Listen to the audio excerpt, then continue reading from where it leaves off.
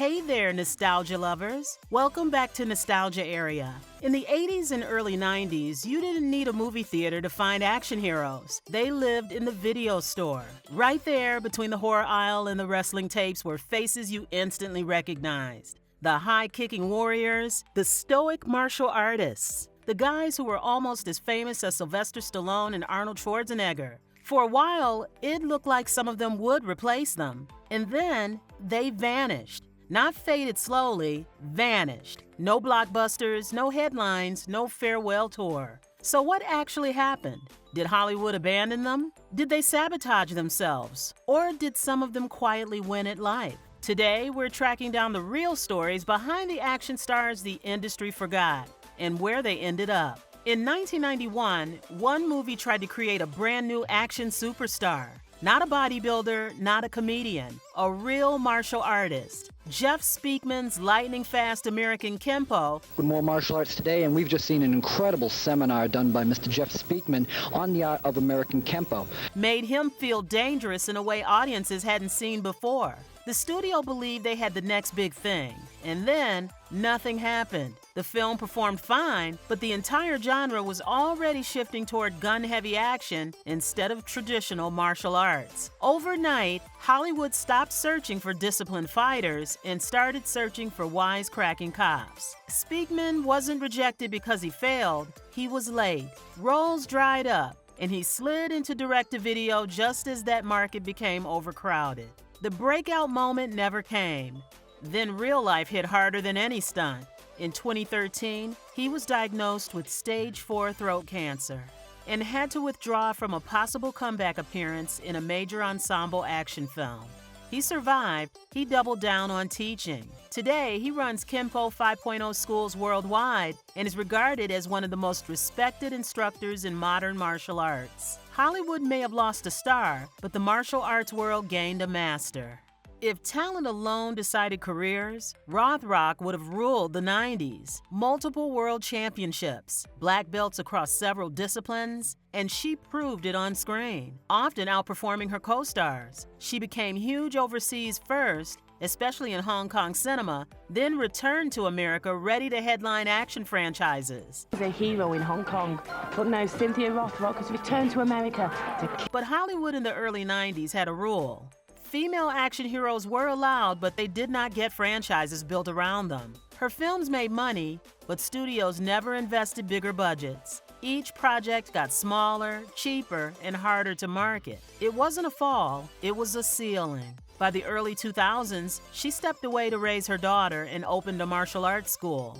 Years later, she returned in indie films and conventions. Still beloved, still respected, just never given the chance she'd already earned decades earlier.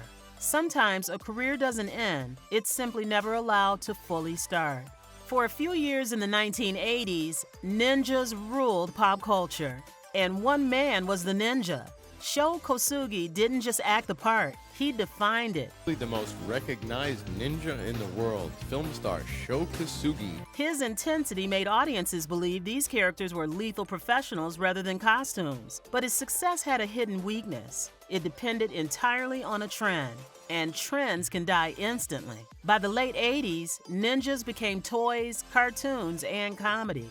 The serious mystique disappeared, and with it, the demand for the man who embodied it. Hollywood didn't push him out. The audience moved on. Kosugi returned to Japan, taught martial arts, and lived quietly until decades later when he surprised fans with a comeback villain role, reminding everyone the real ninja never disappeared. We just stopped looking. Here's one of the strangest stories.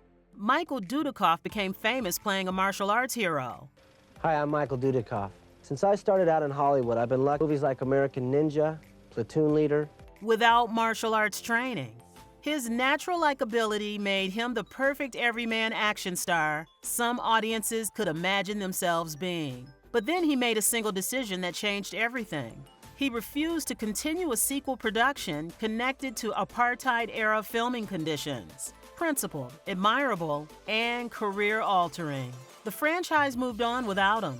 The studio collapsed shortly after, and Hollywood never quite figured out what to do with him next. Instead of fighting to stay famous, he stepped away in the 2000s, built a successful real estate career, and raised a family. Not every disappearance is tragic. Some people simply decide that the spotlight isn't worth the cost. By this point, you might think all these stories are about fading careers. The next one is the opposite. He didn't lose Hollywood. Hollywood lost control of him. Fred the Hammer Williamson saw the writing on the wall early. After success in action films, The Hammer, Fred Williamson. Play her boyfriend, right? And so I packed up my things and I went to California and he realized actors who relied on studios eventually stopped getting calls. So he built his own studio where he wrote, directed, produced, and starred in his own movies. He famously had 2 rules for all his movies. 1, he had to win all the fights. And 2, he had to get the girl. While others waited for roles, he created them for himself. Mainstream fame faded, but his career never stopped. Decades later, he still works because he never depended on Hollywood approval in the first place. He didn't survive the system. He bypassed it. Still active in the industry today, Fred Williamson remains the ultimate renegade, a testament to the power of self-reliance. For a moment, Seagal was unstoppable. His brutal Aikido style felt painfully real and audiences loved it. Studios pushed him straight into major star territory. Then came the classic Hollywood downfall. Of Hollywood's top action stars, Steven Seagal. Success mixed with ego. Reports of difficult behavior spread, a self-directed passion project flopped, and sexual harassment allegations started piling up. Seagal never stopped working, but his audience shifted from multiplexes to the direct-to-video market. But his story took a turn nobody predicted. He continued making films overseas, formed political friendships, and even obtained Russian citizenship, becoming a cultural envoy rather than a traditional actor. Today, he resides in Moscow, a controversial figure and an understatement of a man, far from the Hollywood stardom he once commanded. Don the Dragon Wilson had one of the steadiest action careers ever. Over 30 films, reliable hero, loyal fan base. And then the entire market he depended on disappeared. When the direct-to-video boom collapsed in the late 90s, the budgets shrank. The market became a cluttered mess, and the demand for the classic kickboxing hero waned. In his one big Hollywood moment, Don Wilson's face was covered. The greatest American kickboxer who ever lived. Wilson, whose career was built in that niche, saw his opportunities dwindle as the genre itself faded. Wilson stayed involved in martial arts commentary and independent projects, proving sometimes careers don't fail, genres do. Dacascos might have the most unpredictable path of all. He had the skill and charisma to be a top action lead. Martial artist, a singer, drummer, host of Iron Chef America. Mark Dacascos also. Yet mainstream stardom never stuck. Projects would surge, then stall. Then came the weirdest pivot imaginable. He became the dramatic chairman on a cooking competition show. Instead of fighting opponents, he introduced chefs. Years later, Hollywood suddenly remembered him, casting him as a stylish assassin in a massive action franchise. And audiences instantly embraced him again.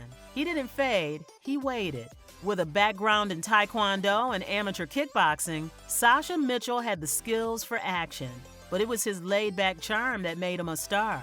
One minute he was taking over the kickboxer franchise from Jean-Claude Van Damme, the next he was playing the goofy, lovable Cody Lambert on the hit sitcom Step by Step. Are you? I'm Cody. I'm Frank's nephew. I live in the van in the driveway. Then, personal legal troubles exploded into public view. The scandal made studios unwilling to cast him, and his career stopped almost overnight. He spent years working regular jobs and raising his children before quietly returning to conventions and indie films. Some careers end because of industry trends. Some end because real life intervenes. A 7-time world karate champion, Billy Blanks had the explosive power and real-deal credentials to be a major action star. He appeared in several popular direct-to-video films in the late 80s and early 90s, often playing imposing villains. But he struggled to get cast in the leading hero roles that went to his contemporaries. So he built something else, a martial arts-based workout filmed in his garage. Tai Bo became a worldwide phenomenon in martial arts at a really young age. So how did these experiences shape your vision for Tai Bo? And made him more famous than most movie stars ever become. He didn't leave the screen. He moved from the movie screen to the living room TV and reached millions more people.